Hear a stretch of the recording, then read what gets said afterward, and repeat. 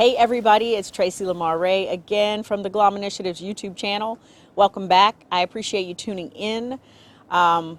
New scenery, loving this place. This is one of my favorite views in the town that I live in, Norfolk, Virginia. And actually we are in Portsmouth and we are looking at the Norfolk city skyline from the Portsmouth side, Portsmouth water side. So beautiful. Figured I wanted to share that with you. It is a place that I find very inspirational. And today it's fitting because I want to talk a little bit about creativity. What it is, how we can build our creativity muscles, and why it's important to do so in our lives. So creativity is an important topic for me personally because I believe that it is very closely related to vision. And my brand and our mission for Glom Initiatives is to help people realize their visions. So creativity is very closely related to vision. So it is the ability to dream, imagine, or conceive of something that doesn't exist yet. And so without creativity, there is no vision. It's impossible to imagine a vision for your life if you are not practicing creativity. So let's go a little deeper and unpack a whole lot about creativity. So the research definition for creativity is an idea that is useful or effective. And that's important in the sense that you are able to bring something out of yourself and into the world that had not existed prior to you coming up with that idea. And so how is creativity important or useful in our lives? It can enhance our overall well-being. It can improve our professional and personal and academic outcomes. The data shows us that and tells us that creativity allows us to thrive. It is a way to engage and to connect with ourselves and the world around us. It enhances our interpersonal and intrapersonal relationships, meaning interpersonal, meaning our relationship with ourselves, and intrapersonal, meaning our relationship with others. So these are things that are aspects of creativity that are important and have been shown useful in the research, is that creativity allows us to thrive. It allows us to reduce our stress. The creative process can be very therapeutic, and it allows us to express our higher selves in ways that other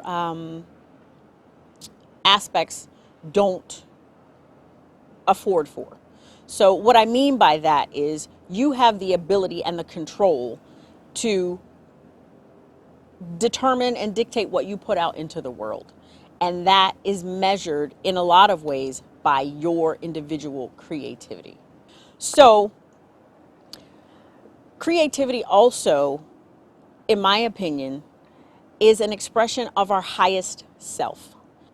Humans are the only animals that have the ability to not only dream, but take a dream and put action toward that dream and to execute a vision. Regular animals in the species do not have the ability to create art, create music, create dance. Most animals function to survive, to eat, to protect their young, and to reproduce. We, on the other hand, have the cognitive ability to create things that we desire from our imagination. And that is one of the things that sets humans apart, in my opinion, from other animals. Again, why is this important? Because creativity, even if you don't feel like a creative person, creativity can be learned, it can be developed, and you can increase your creativity muscle, again, to enhance your thriving, your fulfillment, your engagement with the world, and your relationship with yourself and others. And it can be very, very therapeutic again. So, what are the things that we can do to exercise and stretch and develop that creativity muscle? One of the things that we can do is what we've been talking about. We can dream. We can imagine. We can daydream. The data shows us that when we allow ourselves time to just sort of meditate or allow our minds to wander, that is a creative space or a ripe space for creativity to be interjected or to take hold. Another thing that we can do to exercise and stretch our creativity muscle is to practice, much like any other strength that we're trying to build. Practice makes perfect. So, or practice makes practice. So if you are a musician or an artist or let's say a writer, the more you engage in the practice of writing, of dancing, of playing your instrument, the better you get at it, number one.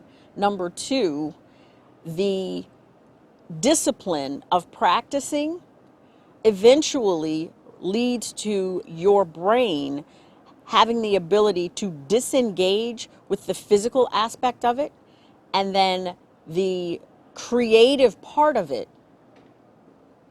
opens up because you're no longer using the cognitive energy required to execute. And the data shows that skilled musicians are even more creative than musicians who are early in their careers because somehow they're able to engage both sides of the brain simultaneously. So instead of thinking about playing the notes or thinking about executing the move for the dance, another part of the brain takes over and allows them to almost ad lib simultaneously with excellent execution. So that practice becomes vitally important. Another thing that we can do to stretch our creativity muscle is to get outside like we are today. So open, expansive spaces allows our minds to mimic that sort of environment, and again, makes a ripe environment for creative thoughts and inspiration to come forth. So get outside, take your walks, hike, swim, fish, just spend time outside in nature and allow yourself and your brain to relax and expand and see what kind of creative ideas come to you in that moment. Another thing that we can do to flex our creativity muscle is to rest.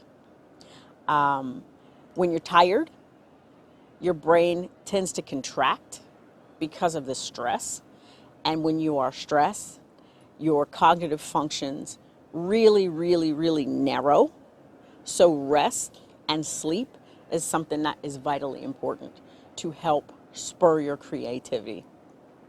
So make sure you're getting probably 7 to 10 hours of sleep. It varies from person to person, and it also varies by age, but rest is vitally important for a lot of cognitive functions and most certainly for your creativity.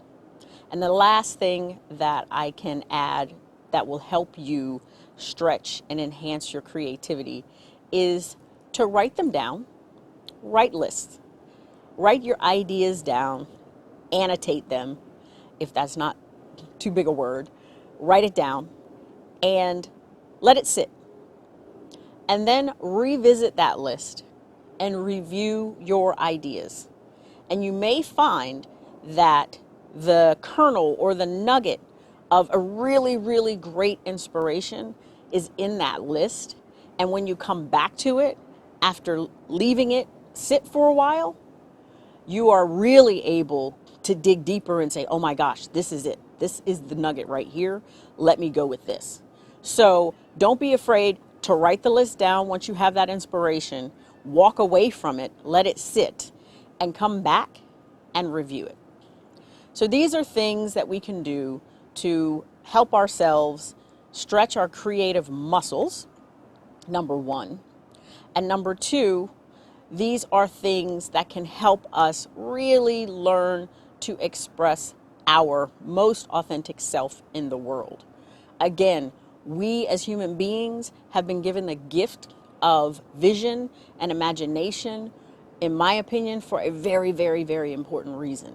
You have those ideas and dreams on your heart for a reason. The world is waiting on those things.